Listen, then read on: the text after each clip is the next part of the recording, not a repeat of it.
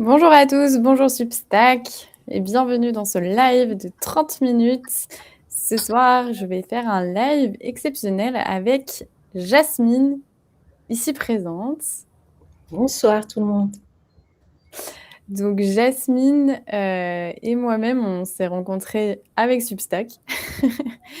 Et en fait, j'ai beaucoup aimé ce que Jasmine avait envie de vous transmettre et j'ai vraiment vu le lien en fait avec la souveraineté émotionnelle. Donc c'est pour ça que je me suis dit que ça serait formidable de faire un live qui s'intitule Sensuelle et souveraine, deux libertés qui ne font qu'une. Est-ce que déjà, Jasmine, tu peux te présenter à la communauté, s'il te plaît? Oh, oui, tout à fait. Donc, Jasmine. Je suis une femme qui a la trentaine. J'ai un travail de bureau, un travail entrepreneurial en parallèle. Et depuis un certain temps, j'ai eu envie d'écrire des choses à partager avec les femmes particulièrement sur Substack.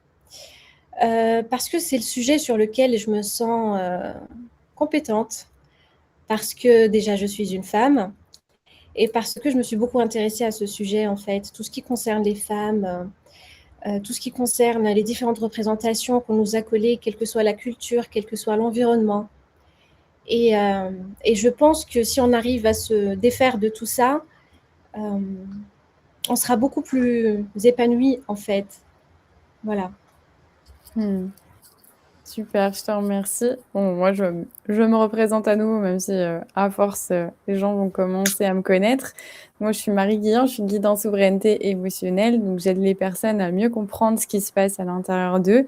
Et notamment, le but, c'est de se rendre libre à l'intérieur de soi, au-delà de sa programmation, au-delà de ses croyances, pour retrouver sa souveraineté émotionnelle. Donc, ça, c'était pour l'introduction. Est-ce que du coup, pourquoi on a choisi cette thématique-là, Jasmine? Oui. Pourquoi cette thématique? Parce que je pense que c'est une thématique, c'est quelque chose de basique en fait. Si dans la nature, en fait, là, je vais vraiment focaliser le discours autour des femmes parce que, encore une fois, c'est le sujet qui nous intéresse et qui m'intéresse moi en particulier. Pour moi, c'est une composante basique en fait de la nature de la femme qu'elle doit intégrer pour se sentir beaucoup mieux après. Là, je me répète par rapport à ce que j'ai dit en introduction, mais c'est vraiment ça. C'est quelque chose de fondamental en fait, sur lequel et qui est facile à accéder en fait. On pourrait y accéder vraiment facilement. Voilà, il s'agit de s'écouter, de retourner à soi, et voilà. Et après, on verra comment beaucoup de choses vont s'ouvrir.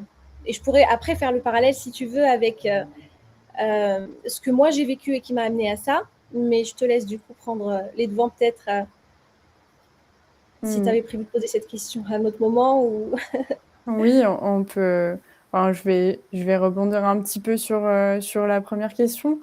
J'ai trouvé que c'était assez intéressant aussi par rapport à mon évolution personnelle de parler de la sensualité et notamment le lien en fait avec ses émotions. Je voyais qu'il y avait un message à faire passer parce que en tant que femme, on a beaucoup de choses, on a beaucoup de programmation. On va dire, la femme, elle doit être comme ça, comme ça, comme ça. On nous a donné une image de comment elle doit être et cette image, elle a vraiment évolué au fil du temps. Et finalement, je me suis rendu compte que cette sensualité, de l'affirmer, de l'assumer, c'était encore une fois en lien avec l'intérieur. Donc c'est aussi pour ça qu'on a décidé de parler de ça, parce que c'est aussi une forme de liberté, de l'assumer pleinement. Donc justement, Jasmine, est-ce que tu peux nous parler un petit peu de ton parcours? Qu'est-ce qui t'a amené sur ce chemin-là? oui. Je me suis toujours en fait intéressée au groupe de femmes parce que en fait depuis que j'étais gamine, si tu veux, je vais dire quelque chose d'un peu dur, mais c'est vrai que je n'ai jamais eu d'exemple féminin qui m'avait complètement inspirée. Et c'est vraiment dur de dire ça parce que ça voudrait dire que peut-être les femmes, elles n'étaient pas inspirantes, mais c'est pas du tout ça. C'est que moi, je l'ai pas croisé ce modèle en tout cas.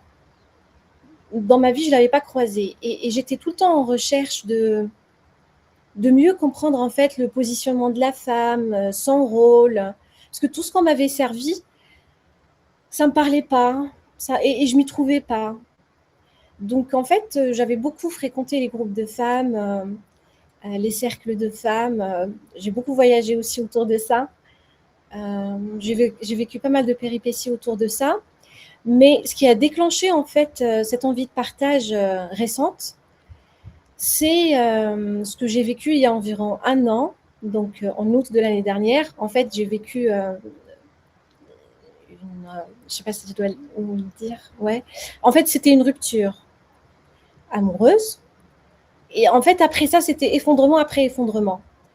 Beaucoup de choses autour de moi, beaucoup de bases que j'avais se sont effondrées. Et je me suis retrouvée en fait à regarder en face de moi et à me dire que finalement, en fait, pendant tout ce temps que j'ai vécu, j'ai jamais, en fait, je me suis jamais vraiment écoutée. À chaque fois que j'étais dans un environnement ou avec quelqu'un, ou j'étais toujours, enfin, qu'est-ce qui est requis en fait dans cet environnement, tu vois? Qu'est-ce qui est requis dans ce contexte pour s'en sortir, etc. Et donc, je m'étais toujours mise de côté, en fait. Et c'était un vrai choc, en fait. C'était une vraie révélation. Genre, tu me l'aurais dit la veille que je vivais comme ça, je t'aurais dit que c'était pas possible, tu vois. Jusqu'au moment où je l'ai vu, où je l'ai constaté. Et à partir de là, bah, je suis repartie de zéro, en fait. Intérieurement, je suis repartie vraiment de zéro. Mais j'ai eu quand même le courage de faire. Pour ça, je me félicite. Bien sûr, tu peux. Et est-ce que tu dirais qu'avant, tu étais plutôt une femme sensuelle au-delà de cette séparation ou que tu as vraiment découvert ça à partir de cette séparation? Non, je l'étais avant. Je l'étais avant, mais c'était des moments où, tu sais, un petit peu, il y a ta nature qui prend le dessus, tu sais. Quand c'est ta nature qui prend le dessus, ou à des moments où c'est pas toi qui contrôle complètement. Tu vois, il y a quelque chose qui te réjouit, il y a quelque chose qui attire complètement ton attention. Et là, il y a ta vraie nature qui te dépasse, tu vois. Hmm. Donc, pendant ces moments-là, effectivement, je l'étais. Mais dès que je revenais en moi et que je cherchais à comprendre ce qui partait d'une bonne intention, mais c'est pas comme ça qu'il faut se positionner, en fait. Dès que je revenais donc dans un contexte donné et que je me disais comment faire pour correspondre à ce contexte, je me perdais. Hmm.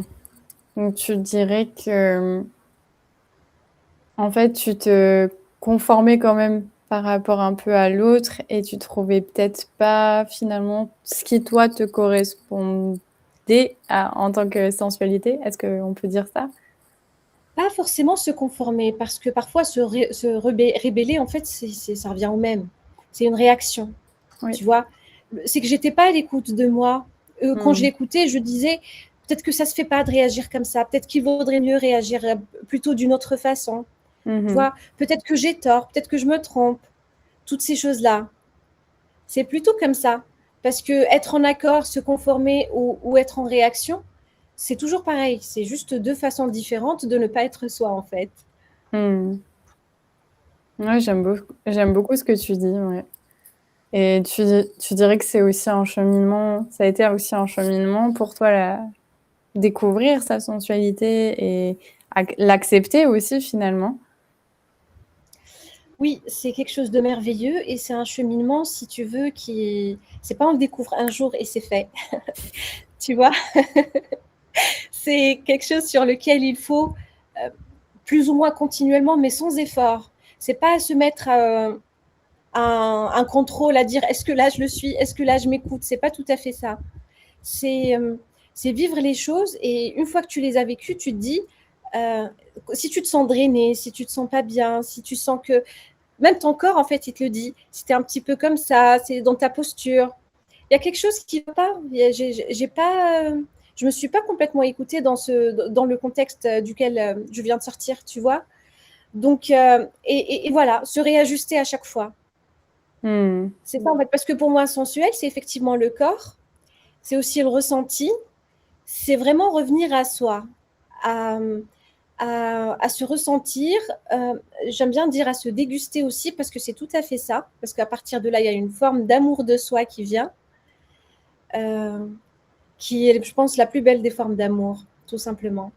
Parce qu'à partir de là, quoi qu'il arrive à l'extérieur, bah on est responsable, on est obligé de faire face et de faire ce qu'il faut, mais on ne le vivra plus de la même manière.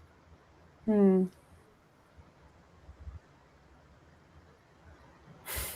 J'intègre tout ce que tu me dis pour... parce que c'est vraiment intéressant et comme tu l'as dit, je pense que c'est un cheminement, tu deviens pas... tu te reconnectes pas à ta sensualité, on va dire comme ça, et tu la découvres pas comme ça, en tout cas au début, surtout quand tu es dans des schémas où tu peux ne pas t'aimer. Du coup, tu as peut-être tendance à repousser cette partie de toi-même, alors qu'en fait, c'est déjà là, à l'intérieur de soi, Tout à fait. et on oublie ça. Et c'est aussi, Mm. si je fais le parallèle avec la souveraineté émotionnelle, c'est aussi, on porte beaucoup, je trouve, en tant que femme, la honte de justement d'avoir cette sensualité, parce que tout de suite, on peut l'apparenter aussi à une forme d'érotisme, à quelque chose de très sexualisé, alors que selon moi, c'est complètement deux choses différentes. Et, et en tant que femme, je trouve qu'on porte vraiment beaucoup de honte, beaucoup de culpabilité et aussi beaucoup d'images sociétales qui renvoient justement à cette sensualité, mais qui peut être un petit peu, pas forcément délicate, mais plutôt, tu vois, surjouée, ou bien Mm. une sensualité qui est très sexualisée, je trouve. Oui. Et c'est important. Et comment, du coup, ça pose tout un tas de questionnements de moi en tant que femme. Marie, Je un petit peu reçois... le son, il a un petit peu changé le son. Au moment où tu posais la question, le son a un petit peu baissé, j'ai pas entendu. Ah, pardon. Je disais que en tant que femme, c'est c'est assez troublant que on a du mal un petit peu, je trouve, au début, à trouver cette forme de sensualité, mais saine, par rapport aux images qu'on a pu recevoir de la société. Et du coup, Oui. comment toi, tu as trouvé cette sensualité finalement, au-delà des images qu'on pouvait nous présenter, par exemple? Mm. C'est en fait, quand tu le goûtes, déjà, tu sais que c'est comme ça que tu te sens plus naturel. C'est comme ça que tu sens que tu es toi. Tu n'es plus drainé, tu n'es plus vidé quand tu interagis. Donc, tu te dis, bah, en fait, finalement, pourquoi est-ce que je devrais me gêner, tu vois? Il y a cette chose-là. Et puis, une fois que tu as ressenti ça, que tu commences à sentir un petit peu les bénéfices secondaires, tu vois, c'est une décision. Au début, tu te dis, allez, j'y vais, je me découvre. De toute façon, on va tous finir au même endroit. Voilà, je veux pas continuer ma vie comme ça. Je veux bien m'écouter et voir, en fait, comment je vais me sentir quand je le fais. Et en fait, quand tu testes et puis tu commences à voir les bénéfices, cette culpabilisation, en fait, qu'on a sur le dos, elle s'estompe. Et après, tu commences à comprendre des choses où tu te poses même la question si cette culpabilisation n'était pas quelque part un peu volontaire. Volontaire, c'est pas une personne qui l'aurait imposé, mais c'est tout un système au fil du temps qui l'aurait imposé. Et,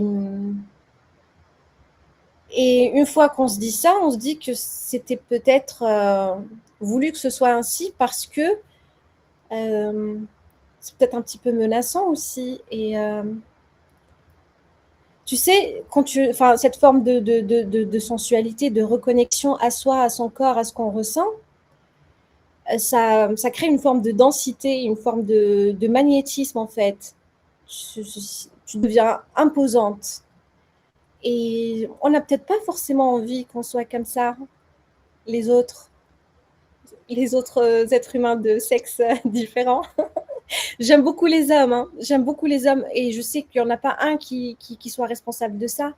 Mais voilà, c'est tout le cheminement qui a fait que restez gentil, ne faites pas trop ceci, ne faites pas trop cela, on va être tenté, on va. Tu vois, c'est un peu la structure, peut-être, enfin, c'est biologique, c'est neurologique, j'en sais rien, mais c'est ça qui a fait qu'à un moment donné, il fallait que ce soit comme ça, il fallait qu'on s'écrase ou alors qu'on soit dans des modèles qui ne nous permettent pas de nous épanouir.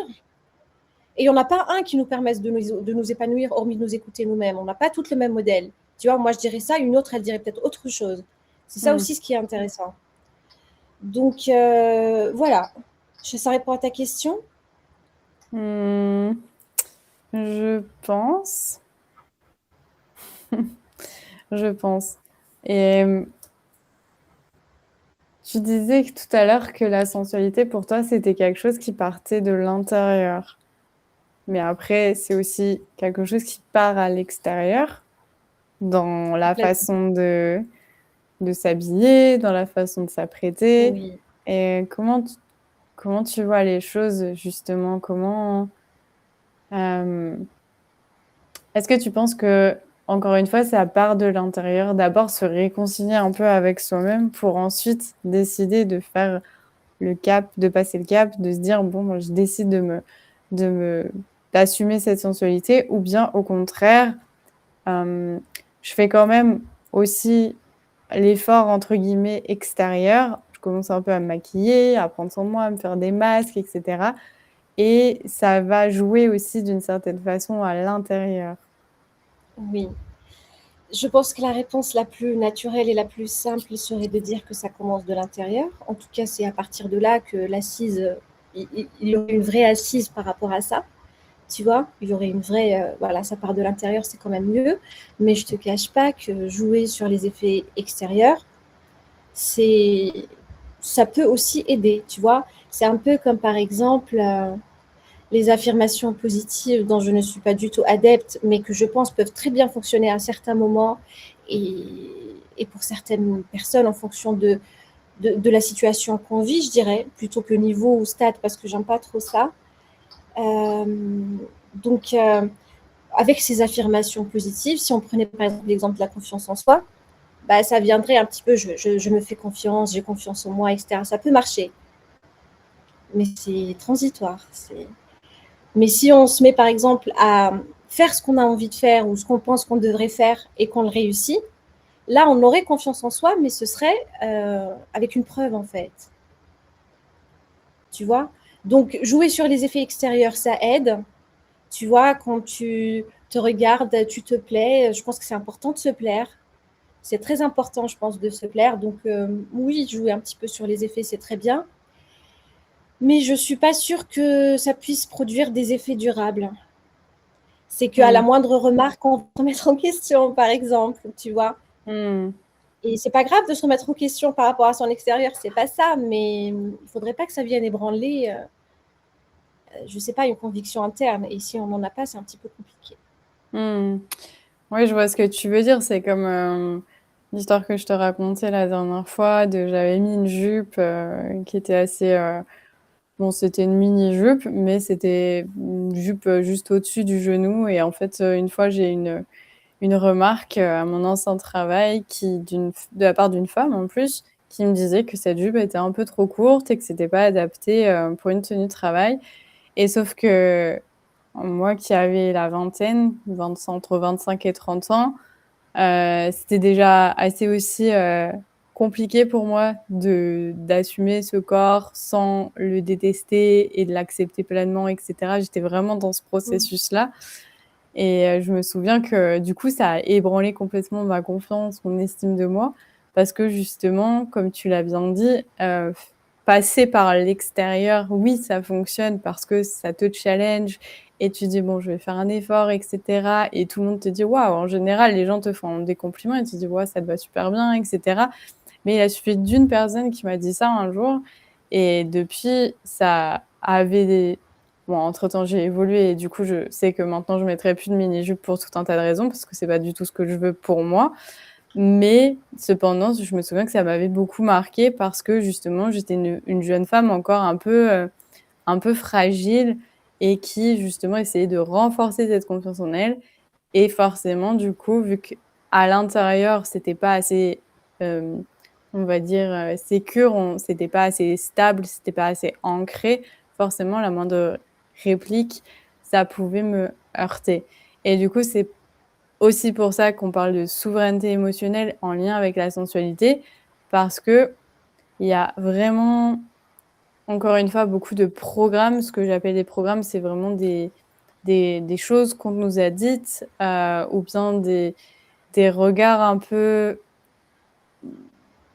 des discours qu'on a pu entendre aussi d'hommes vis-à-vis de la femme, pas toujours très élogieux, pas toujours très agréable à entendre.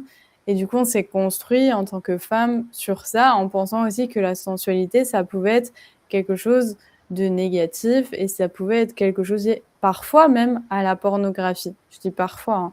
Donc en fait, il y a vraiment déjà une fausse image mentale de ce que c'est la sensualité et que en fait, ça demande beaucoup d'amour de soi-même d'abord et de pas faire cette sensualité pour plaire aux hommes. Il y a aussi ça aussi, je pense, à mettre en lumière dans ce live Mmh. et on en parlait aussi après Jasmine, c'est vraiment d'assumer sa sensualité, mais juste comme si on reprenait notre propre pouvoir en tant que femme, mais pas pour dans l'optique de se dire ah voilà, je m'habille pour moi, je me maquille pour moi, je prends soin de moi parce que je m'aime entièrement et c'est pas derrière pour plaire à qui que ce soit ou pour draguer ou pour parce que ça on l'a beaucoup entendu je pense en tant que femme, dès qu'on met une jupe ça y est je caricature mais beaucoup d'hommes pensent que c'est un peu pour eux qu'on a mis cette jupe alors qu'à la base pas du tout, désolés messieurs, c'est surtout pour nous-mêmes.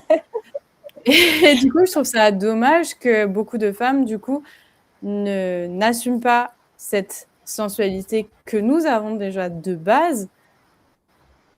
Alors c'est pas le chemin de tout le monde, mais ça fait partie quand même de notre essence parce qu'il y a eu toute cette programmation, toutes ces remarques, tous ces critiques, tout ce genre de choses.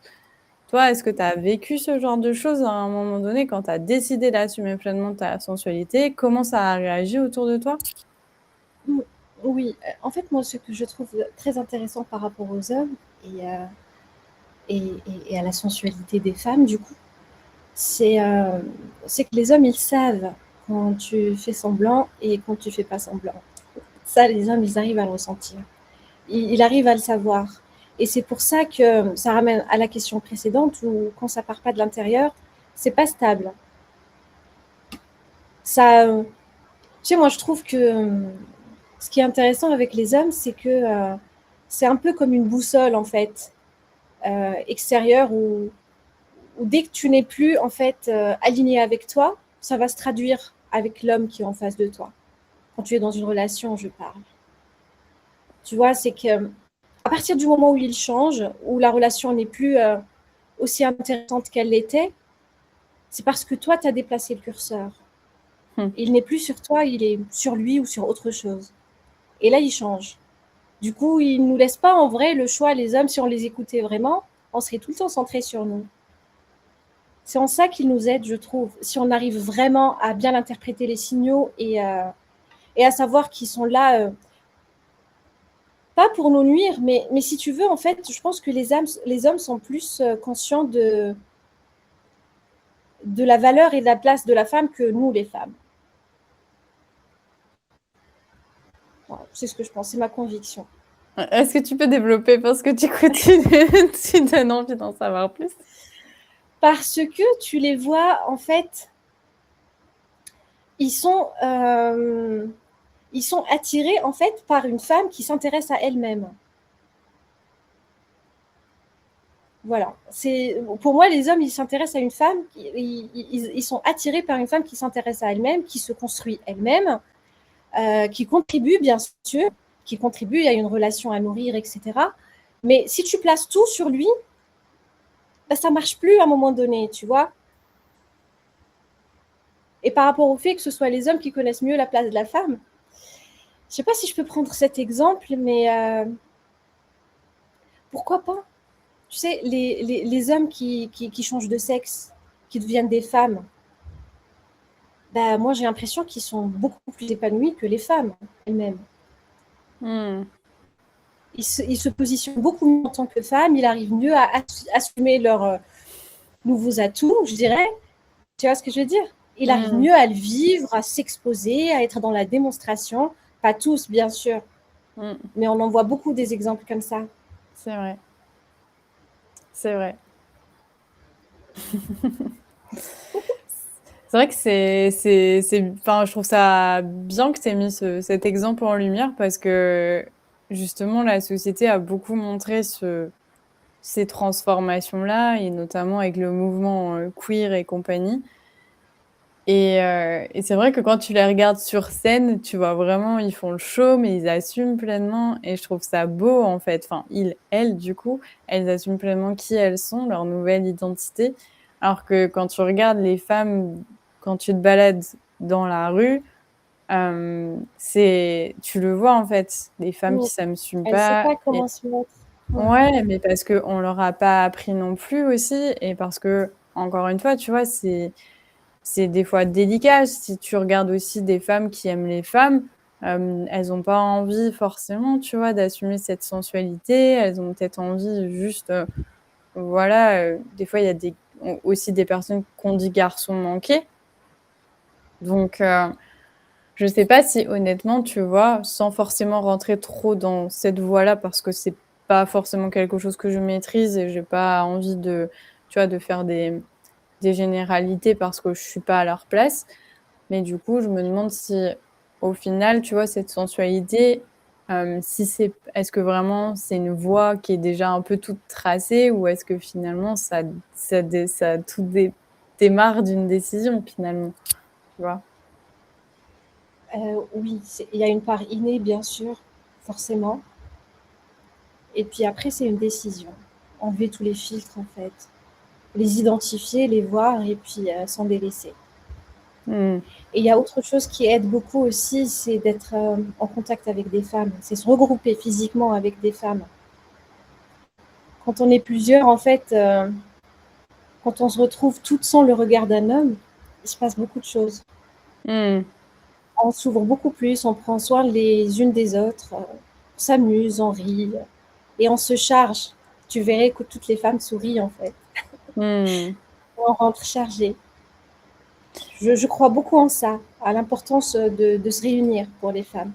Mmh. Oui, la sororité, c'est vrai que c'est de plus en plus présent, et je comprends ce que tu veux dire parce que ça crée aussi un espace où tu peux être davantage libre, tu peux davantage être vulnérable et parler souvent des problématiques qui touchent plusieurs femmes. Donc forcément, ça connecte en fait. À partir du moment où il y en a une qui va commencer à dire, bah voilà, moi dans mon couple, ça commence à être un peu challengeant parce que ci, parce que ça, ou voilà, j'aime pas mon corps physique depuis ma grossesse, je vois que mon corps physique a changé, du coup je me sens moins désirable, je me sens moins, etc. Ça va forcément résonner avec quelqu'un d'autre et ça va forcément ouvrir le dialogue. Et comme tu dis souvent, en tout cas, les femmes qui décident, je trouve, de consciemment se regrouper en sororité et dans des cercles de femmes, c'est beaucoup de bienveillance, beaucoup d'écoute et beaucoup d'amour entre les femmes. Et ça, je trouve ça beau parce que finalement, plus elles vont donner d'amour à l'autre et plus elles vont se donner d'amour à elles-mêmes. Et je comprends ce que tu dis, cette histoire de recharger.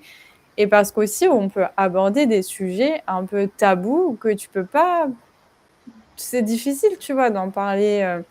La sensualité, tu vas pas en parler à ta mère, par exemple. C'est des sujets qui sont un peu touchy, ou même tes amis. Tu vas pas parler de ce sujet à tout le monde. Moi, j'ai pas de problème à parler de ce genre de sujet parce que, au contraire, je trouve que c'est important d'en parler. Et pour moi, il y a pas de sujet tabou. En fait, c'est les gens qui décident que ce sujet soit tabou parce qu'ils ont décidé que c'était un sujet tabou. Mais en soi, la féminité, la sensualité, la sexualité, enfin, c'est important d'en parler parce qu'en fait, c'est ce qu'on vit aussi tous les jours, surtout en tant que femme. Et est-ce que tu penses que la sensualité, c'est aussi une histoire d'homme? Oui, je pense que c'est aussi une histoire d'hommes. Ils en ont beaucoup, hein, eux aussi. Pas tous. Pas tous dans mon expérience, bien sûr. Et je dis ça pour rire, mais je pense qu'ils en sont tous dotés, bien sûr. Donc, oui, oui, ils en ont des hommes. C'est aussi une histoire d'hommes. C'est peut-être différent. Et, euh, et non, j'en parlerai pas, moi, parce que je laisserai peut-être un homme en parler. Ce serait mieux. Mais en tout cas, je sais qu'ils en ont et je sais que quand l'homme en a aussi, bah, ça fait quelque chose d'exponentiel, tu vois. Ouais. Ça se nourrit dans les deux sens et c'est magnifique. Ouais, c'est ça, c'est aussi reconnaître encore une fois ce qui se passe à l'intérieur de soi et l'accepter pleinement et accepter sa pleine puissance, si je puis dire. C'est un peu gros comme mot, mais c'est un peu ça. Ça, Ça me fait penser à ouais, ça en c'est tout cas. déguster, tout à fait. Ça implique une forme de ralentissement en fait. Hmm, C'est de sens du détail, de l'observation, tu vois. Ça crée une atmosphère comme ça. hmm. Et encore une fois, si vous avez des soucis avec votre sensualité, eh bien, c'est qu'il y a un gros travail à faire d'estime de soi, de confiance en soi et d'amour de soi. Et je vous Tu assure sais, que... apparemment, oui. Oui, Non, pardon, Marie. non, je J'allais t'en dire, souvent, ton point faible est en réalité ton point fort, après coup, tu vois. prie. Parce que c'est pas ton point faible pour rien. C'est qu'il y a un truc ici qui te gêne et sur lequel, qui te lâche pas, tu vois. C'est quelque chose qui te lâche pas. Et donc, souvent, le point faible, c'est en réalité un point fort caché. Hmm. C'est vrai, c'est vrai, c'est vrai. Donc, De il y a plus... l'attention, on me dit. Oui, j'ai vu ça, j'ai pas tout à fait saisi pourquoi tu disais ça, c'est Salim, mais tu peux développer si tu veux, avant qu'on ferme le live. Bah, moi, ce à quoi ça me fait penser, c'est plus vraiment de l'attention envers soi-même, de savoir un petit peu bah, comment on fonctionne et comment on décide d'être, etc., etc. En tout cas, j'ai vraiment beaucoup aimé ce live. Merci beaucoup, Jasmine. C'était Merci, je te passionnant. remercie. Le tabou ne devrait Ah plus jamais exister. Alors, je vais pas être drastique à ce point, mais oui, on devrait pouvoir en tout cas parler de tout facilement, selon mon point de vue, ma vérité, mais je peux comprendre que certains sujets, c'est compliqué, c'est délicat à en parler, pour tout un tas de raisons d'ailleurs.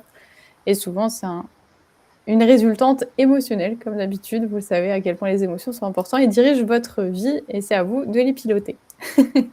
Sur ce, merci beaucoup. Est-ce que tu veux terminer, Jasmine? Est-ce que tu veux conclure? Le mot de la fin? Le mot de la fin. Oui. Oui, on arrive déjà au terme de ce live. Oui, ça j'ai vu. Le mot de la fin, j'étais pas prête. Non, moi j'ai simplement apprécié cet échange, Marie. C'est vrai que à la base, je ne suis pas quelqu'un qui s'expose comme ça tu vois, en live, sur des lives ou des choses comme ça. Euh, mais du coup, c'est quelque chose de différent pour moi, tu vois. Je fais pas ça. C'est pas quelque chose d'habituel pour moi. Et ça s'inscrit aussi dans cette démarche de non seulement m'écouter, parce qu'après s'écouter, il faut s'ouvrir aussi et se montrer. Et ça s'inscrit dans cette démarche-là. Donc, je te remercie pour cet échange et d'avoir créé cette opportunité. Merci à toi d'avoir saisi l'opportunité et d'être sortie de ta zone de confort ce soir. C'est vrai. Bravo à toi. Moi, je souligne toujours la sortie de zone de confort, donc c'est très très chouette, très agréable. En tout cas, si vous avez d'autres questions, n'hésitez pas à venir nous parler sur nos deux comptes Substack respectifs, à Jasmine et à moi-même, autour de la sensualité, le rapport aux émotions, la programmation. Bref, ça nous fera on se fera un grand plaisir de vous répondre à Complètement. toutes vos questions. Euh, Ça marche. Je vous remercie infiniment pour votre attention. Merci aux hommes qui étaient présents sur ce live. C'est très intéressant aussi d'avoir aussi des spectateurs hommes sur cette thématique qui était plutôt ciblée sur les femmes. Mais c'est chouette, c'est très très chouette. Donc, rendez-vous alors, plus demain, parce que je vais être absente pendant plusieurs jours en déplacement, donc je ne pourrai pas maintenir le live de tous les jours, mais vous avez énormément de replays à regarder, énormément de contenu, donc vous avez quoi faire pendant ces quelques jours que je ne serai pas là. Et je reviens très vite. Merci beaucoup, Jasmine, pour Merci, Marie. d'être présente dans ce live. Ça m'a fait très plaisir et j'étais contente Moi de te aussi. mettre en lumière. Je passé un beau moment. Je vous dis à très Moi aussi. bientôt. Prenez soin de À vous très bientôt. et puis beaucoup d'amour. Bye bye.